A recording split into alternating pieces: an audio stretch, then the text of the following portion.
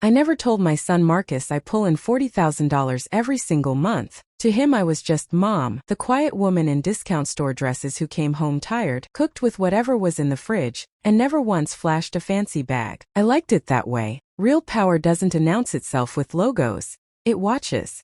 Then came the dinner. Marcus called, voice shaky. Simone's parents flew in from Europe.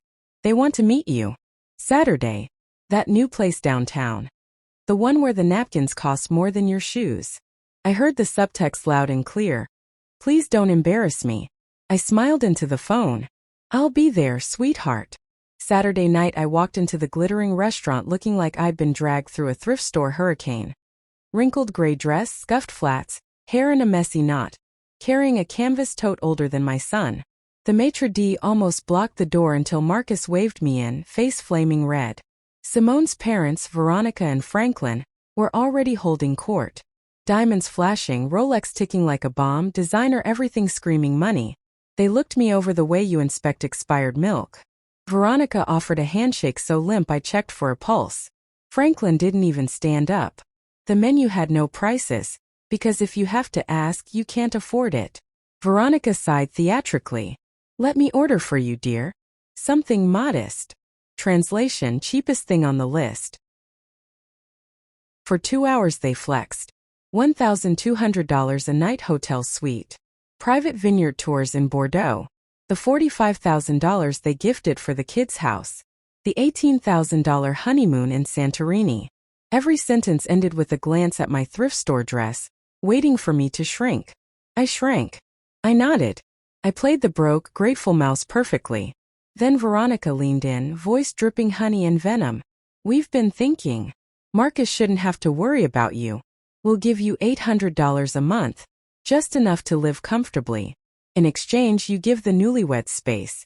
No surprise visits. No burden. The table froze. Marcus choked on his $90 steak. Simone stared at her plate like it might swallow her whole.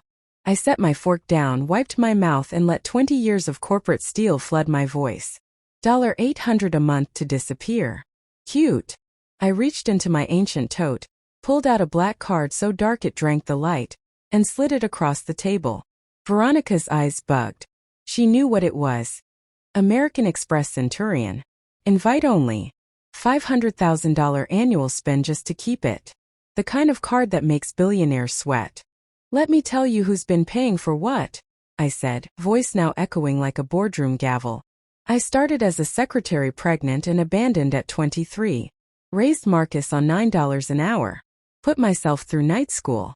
Climbed until I ran 5 countries for a Fortune 500 beast. I signed 9-figure contracts before breakfast. My take-home is $480,000 a year. Every year for 2 decades. That's $10 million earned with these hands while I taught my son that dignity isn't something you wear. It's something you are. Marcus dropped his glass. It shattered like ice. Simone whispered. Mom?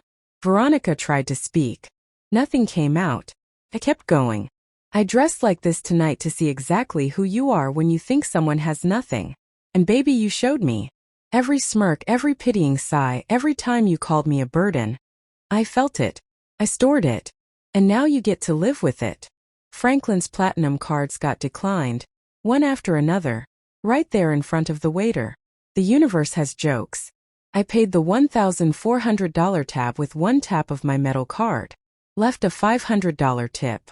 Stood up. Keep the change and keep this lesson. Money buys tables. It doesn't buy class. You just proved that. I looked at Marcus, eyes soft. I hid the money so you'd grow up hungry for respect, not dollars. Looks like someone still needs that lesson. Then I turned to Veronica, voice low and lethal. Next time you measure a woman by her handbag, remember tonight. Because the quiet ones were usually the ones who owned the room. I walked out into the night air, heels clicking like gunshots. Marcus chased after me. Mom, I'm sorry I never asked. asked. I hugged him hard. You saw what I needed you to see. Now build a life that makes you proud, not them. 3 days later, Simone showed up at my modest apartment. No makeup, no designer armor. She cried, apologized, begged to learn how to be human instead of a brand. I let her in. Métis, told her the secret isn't the money. It's the silence you keep when you don't need to prove anything to anyone. Some people never learn. Veronica and Franklin still send passive-aggressive Christmas cards from their yacht. But every time they see me, still in my simple dress, still driving my 12-year-old Corolla, they remember the night the poor mother dropped the mic and paid their bill with a card they'll never qualify for. And that, kids, is how you flex without ever raising your voice. Drop your city below. Let's see where the real ones are listening from. If this hit you in the chest, smash that super thanks so I can keep serving revenge hot. Subscribe to my channel and turn on the bell.